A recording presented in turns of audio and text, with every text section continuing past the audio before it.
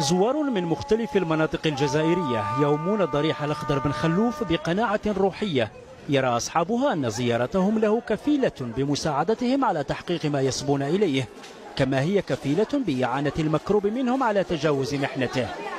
الإقبال الكبير على الضريح ألهم آخرين ممارسة التجارة من خلال عرض بضائع متواضعة أملا في كسب قوت يومهم، أمور يفخر أحفاد بن خلوف كونها سبب توافد الكثيرين على ضريح جدهم. كان اللي يخصه ولاد يجي يدعي ربي سبحانه عز وجل ويحشم ربي بهذا الصالحين، يا ربي حشمك بهذا الصالحين، يقول يا ربي افتح لي أموري، يا ربي عمر لي داري، يا ربي سهل لي في خدمتي. هو عبد كيفنا بصح صالح. يرى بعض الزوار لا سيما من النساء أن هناك علاقة بين مدى القرب من حيث يرقد بن خلوف واستجابة الدعوات، لذلك تراهن متخذات من أطراف الضريح رفقة صغارهن سندا ومتكئا.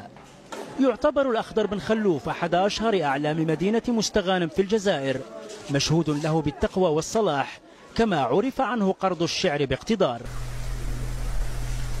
فأنت لا تنال مرضات الله ولا ثوابه إلا بالعمل الصالح، ولذلك سمي وسيلة. أما الوسيلة عند المشركين فهي أن تجعل بينك وبين الله واسطة من صنم أو حجر أو شجر أو ميت ليشفع لك عند الله أو يقربك عند الله، وتقدم له العبادة، تذبح للميت، تنظر للميت، تهتف باسمه من أجل أنه يتوسط لك عند الله. هذه الوسيلة عند المشركين. العكوف عند القبر، يعكفون القبوريون، يعكفون عند القبور ويحجون لها حجا ويقيمون عندها أياما ويذبحون عندها أنواعا من بهيمة الأنعام تقربون إليها كما هو عند البدوي وغيره. فهذا شيء معلوم مما يقع منهم الآن، وهم يدعون الإسلام، يشهدون أن لا إله إلا الله وأن محمد رسول الله، لكن يبطلون الشهادة، يبطلونها بالشرك والعياذ بالله. نعم. فما الظن بالعكوف حول القبر والدعاء به ودعائه والدعاء العكوف عند القبر تبركا به، وهو أن ينزل عنده أياما تبرك به. نعم العكوف. نعم. والدعاء به، الدعاء به توسل إليك بمحمد، بالولي الفلاني، توسل إلى الله بالأشخاص لا يجوز، وسيلة إلى الشرك، لا الأنبياء ولا غيرهم. لا تتوسل بالأشخاص، توسل بالأعمال الصالحة لا بالأشخاص. نعم. والدعاء توسل باتباعك للرسول صلى الله عليه وسلم، ولا تتوسل بالرسول عليه الصلاة والسلام. نعم. والدعاء به ودعائه، الدعاء به يعني يجعله واسطة بينه وبين الله، وأشد من ذلك دعاؤه، يدعون الميت، يا فلان انقذنا، يا فلان فرج لنا،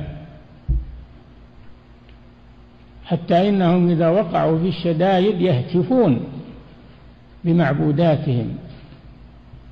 المشركون الأولون إذا وقعوا في شدة أخلصوا الدعاء لله، وهؤلاء إذا وقعوا في شدة زاد شركهم، ينادون الأولياء والصالحين والموتى لينقذوهم من الشدة والعياذ بالله.